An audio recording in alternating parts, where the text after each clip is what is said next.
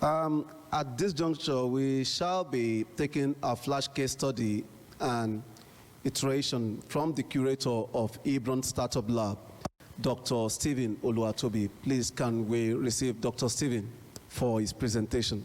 Good afternoon to everyone at the ICADI 2020, and great appreciation for all the presentations that we've had so far, from the one that the Chancellor gave us at the beginning, the one we heard so far, the first session, as well as the one that we had that Professor Peter Okibukola, legend, took, and the session that our ambassador took, that's Ms. Feluke Michael. Thank you very much for the presentation so far. I'm not making a presentation, basically. I'm kind of like sparking off something based on what we have designed as part of our program at ICADI to get each of us to contribute. So if you're on the Hoover app, please look for a group just recently created that is called The Right Education Africa Needs. That's the name of the community group. So on the Hoover app, just go to community, click on community, and look for The Right Education Africa Needs. What I'm going to be doing is I'll be sharing something now to serve as a foundation for us to make our contributions via that group, because we believe that from the presentations we've had from the beginning, including in the opening session that the Chancellor Covenant University took, there is something we need to do regarding education, and that's why we called it The Right Education, Innovation and Entrepreneurship as the theme, serving as a basis for what we are trying to address here. But beyond what the presenters have done, we believe lots of ideas are available from those of us who are participants right here at ICADI 2020. So kindly go to that group just recently created. It's called The Right Education Africa Needs. Go there and share your thoughts. What I'm going to be doing is kind of like to create the foundation for us to build and grow from there. The largest population, which is age 0 to 25, falls somewhere around between dependency and spills into the dependency, the economic power bank of the economy, which means if you calculate in about 10 years from now, the largest chunk of Africa's population will move to the place where the economy needs to depend on and survive on. So if we fast forward 5 to 10 years from now, Africa is going to depend on what we consider the largest fraction of the population right now. So question, what are we going to do with the largest fraction of Africa's population right now? What we do with this 60% determines what the future of Africa will be, because what we're trying to do here is what is the kind of Africa that we want and what is the right education Africa needs to ensure that this maximum chunk of 60% is able to contribute effectively to the future that we have for Africa.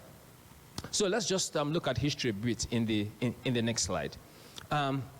Every society, nation, or economy has gone through various stages. So at the beginning of the inception of how man started to build his means of survival, it started with agriculture. So the first category of economy that the world depended on was agriculture. So man plucked to eat. When he didn't find much again to pluck to eat, he started to plant and grow so he could have enough to sustain what he has been plucking. He started to hunt to survive. When he didn't find much to kill, again, he started to rear those things. So man started to learn from all the gaps that he created. But that's, though it was a long period, it created a few number of wealthy people, but not so much wealthy people. But this led us to another era called the industrial era. This was around the 16th, 17th, and 18th century. This era made more billionaires than has ever been recorded in history. So this was the era that made the London Stanfords, the J.D. Rockefellers, the Andrew Carnegies, and the rest of them. So this era was and the rest of them. So this era was the era of mass production, right? Man started to come up with interesting ideas to see how we could accelerate agricultural production, how we can meet up with the needs and the gaps. Because as at that time, population growth was going faster than the level to which man was producing food. So what the industrial era came to do was to accelerate the level of food production to match up with the level of population growth, which kind of like exceeded it. So lots of technology inventions came up at the industrial era. The printer was invented, the steam engine was invented, many things happened, and so we had the likes of Thomas Edison. They made huge fortune because they provided electricity. The J.D. Rockefellers provided the oil to power the steam engines. So we had, lots of fortune and wealth created at this era. But in order to sustain this kind of economy, that is the industrial era, there was need to create talent. So the concept of division of labor and specialization came into the picture, and that's where the university was born. We need to create people that can specialize in various fields so that they can meet the needs of the industrial era. So we had to create accountants, we had to create engineers, we had to create people that can help us to build and maintain the things that will help us survive in the industrial era. So what we call formal education today actually was designed to sustain the industrial era. And that, kind of like has taken its toll like for years and for decades. But now we are into another category of economy. It's called the knowledge era. The knowledge era is the era that depends a lot on knowledge to create fortune and wealth. So if we look at the next slide, we'll see something that helps us to understand what the knowledge era means. Can we just look at the next slide, please? So the next slide kind of like explains what the knowledge era is. What do we mean? So roughly about 10 years ago, 2006, we have the top most valuable companies in the world. 2006, we have an oil company, that's ExxonMobil. We have a conglomerate, General Electric. We have an IT company, Microsoft. We have Citigroup, a fintech, a financial company. Then we have British Petroleum, an oil company. We have Royal Dutch Shell, an oil company. So practically the wealthiest companies in the world as of 2006 were practically mostly oil companies, conglomerates, just one knowledge-based company, and that's Microsoft, and Citigroup, a bank. Fast forward 10 years later, can we go back to the slide, please? Fast forward 10 years later, we have, 10 years later, we have practically knowledge-based companies being the wealthiest and just one oil company, which is ExxonMobil. What does this tell us? It tells us that fortune now is created mostly knowledge-based. And as a result of that, we need to rethink what we call education. Because the kind of model of education that we have designed is the kind that was designed to sustain the industrial era. Now that we're in the industrial era, what kind of education are we going to use to advance and scale the things that we're doing? Let's just look at the next slide. Now, this is just data and statistics that shows exactly what happened recently from the time of the lockdown, in fact, prior to that time, and now. So let's look at this. Zoom, which is what we are using now. A number of us are on the platform through Hoover app. We are streaming using Zoom here. So Zoom is presently having a market cap of $47.37 billion. Now that is equivalent to a sum total of these airlines: Southwest, Delta, United, IAG, Lufthansa, all combined equals the value of a software or an app, Zoom, telling us the kind of economy they were in. Compare that to a massive aircraft with series of airlines, and where the wealth and fortune really is, and what are the kind of talents that we need to survive in this kind of economy, and what kind of education do we need right now. Let's go look at the next slide. Please, like I said, use that group platform. What I'm basically doing is to set the tone for us to engage in that conversation, because that's what this session is meant for. Each of us will have things to share and to contribute on what exactly is the right education that Africa needs. So I'm just kind of like creating a spark. We all are supposed to make contributions using that group so that we can advance on this. Now, education is meant to create solutions, not add to the problems. Africa, for instance, is one of the continents in the world that is suffering from the plague called graduate unemployment. So we're trying to solve a problem to educate people, while at the same time we're adding to another problem called graduate unemployment. So for every year, for the thousands of people and millions of youths that graduate from universities, higher education institutions all over the world, for every single year, they are adding to the critical mass of graduate unemployment. So the chart is up like this. Now we're trying to solve a problem, producing talents, whereas we are creating another problem, increasing the level of graduate unemployment. It means that there's something we need to fix in the model of education. Given that the kind of model we adopted or designed is the one that is to sustain the industrial era, which kind of like is phasing out and is bringing us to the knowledge era, and the kind of talents that we need to create is the kind that can fit the knowledge era that we are in, as we've seen in the stats in the economics of it. So how does this play out? Since we're in the industrial era, that explains what the economy is. The future of the economy is what should guide us as to what kind of manpower or talents are we supposed to create. Now, answering that question also will guide us to what kind of education will help us to create the kind of manpower that will help us to create the kind of economy that we need to develop. Next slide, please. So, the question to ask is, what vehicle are we going to use to get there quickly? What kind of education are we going to use to get there quickly? So, let's just give an analogy now. I'm speaking here from Nigeria, and we have a number of African countries. So let's just say South Africa now. How do I go to South Africa from where I am now to get to South Africa? I can go by walking, actually. I can go by cycling. I can go by driving. I can go by air. And courtesy of what SpaceX has done, you can actually go by a rocket and land there in 5 minutes. So there are many things that could be used as means of transportation. But the question is, if I go there by walking, when am I going to get there? Compared to if I go there by flying. If I go there by cycling, when am I going to get there compared to if I go there by using a rocket?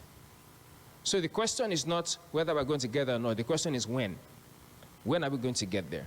So we need to rethink the kind of vehicles. Is this kind of education that we're adopting, is it the right vehicle to help us to get to the Africa that we want? That's the question. And I would like you to share your thoughts also on that group. Also, the kind of model of education that we're adopting and the things that we're providing, are we actually creating the kinds of talents that will help to secure the future that we have in Africa? So statistics have given us insights that we're in the age of tech, for instance, now. And tech is a combination of continuous education, innovation, and entrepreneurship, which is why the theme of this conference is just so apt. It's a combo of all three. The age of tech expresses that education helps us to create the right talents. Talents are the people that innovate. Things don't innovate, it's people that innovate. So with education, we create the people that innovate. And as we innovate, we're able to commercialize, and that's what entrepreneurship is about. Then we're able to create wealth and prosperity. Next slide, please. Can we have the next slide? So the right education vehicle, if we are going to use a faster vehicle, we need to create high-growth agents, or high-growth talents, or high-growth entrepreneurs. Creating high-growth agents demands the right education. That is the kind of education that creates the agents that have the capacity to innovate and also to create prosperity. Next slide. So the role of the educator has to change. The role of what we call schools also has to change. What exactly are we supposed to do in this process? So somebody might ask, what then is school? So let's also go in time and history and also explore again, where does the word term school came from? Schools were not designed as physical structures per se originally. What we call schools came from the word school of thought. It's actually school of thought. It's an ideology. So before the industrial era, the gurus, the teachers were the gurus, the Socrates, Aristotle, Plato. So if you see someone speaking, you tell him, you speak like Plato, you must be in a school of thought. So it was an ideology, it was a thought, it was a way of thinking. So you could tell who student each person was. That was that era. That was what we call schools. So schools were based on ideologies. It was a school of thought kind of thing. Then the industrial era came and helped us to box things. And it was good for that time because in order for us to achieve mass production, then we need to standardize. So that model was good for that particular time. And Gustav invented the printer, which helped us to take knowledge from the authorities, the gurus, the teachers, the Platos, the Aristotles, to take their knowledge and to put on paper in print, because now the printer has been invented. So now whether Plato is awake or asleep, you can learn from Plato and get knowledge from Plato and skill knowledge and take it beyond what it's meant to be. And so teachers had access to those, then they were able to transfer knowledge to students. But in the knowledge era, we have a new kind of access to knowledge called the internet, which gives access to knowledge to everyone. So both the teacher and the student has access to the same source of knowledge. So it's not about who is the teacher, but who has the ability to amass the knowledge at scale and use the knowledge more effectively to create value. And in some cases, we see students do that a lot more than educators, which means the role of the educator needs to be redefined if really we're interested in creating the future or the Africa that we want. Can I see the slides, please? So, in conclusion, how do we measure the success of economies? Usually we use GDP, right? Gross domestic product. What is the most important part of gross domestic product? Is the P on it. That's the product, from the word production. All right, so how do we achieve GDP? How do we increase GDP? Basically, increase production. How do we increase production? Pay attention to the factors of production. Land, labor, or people, capital, knowledge, because when knowledge generates, that's also one of the factors of production. All right, so how do we increase production? Invest massively in the factors of production. Invest in leveraging on the resources that we have. Invest in people, talents, right, that can contribute to it. Take advantage of resources that we have. How are we able to coordinate the factors of production? If you remember the basic things we learned in production, the entrepreneur is the one who organizes the factors of production. So if land is being unemployed, if people are unemployed, if guaranteed unemployment is on the rise, if capital is available for people to steal or to engage in corruption, or if knowledge is available in institutions and is not translated into products, it means the agent, the entrepreneur who is responsible for organizing the factors of production to produce, to create prosperity. It means that agent is in short supply or is not enabled enough to contribute, which means we need to invest a lot in Africa to also to contribute to that agent that can help us to create the prosperity. And to make an entrepreneur, we need to help to build the mindset. So these are the things that I've shared at this session just to help us. We look forward to your contributions because we are going to be harvesting that to support some of the things that we're doing, because we know this conference is not just for a conference sake. There is a plan also to advance the continent forward, and we hope that we're able to make as much contributions. Thank you very much for the time and for the things that have been shared.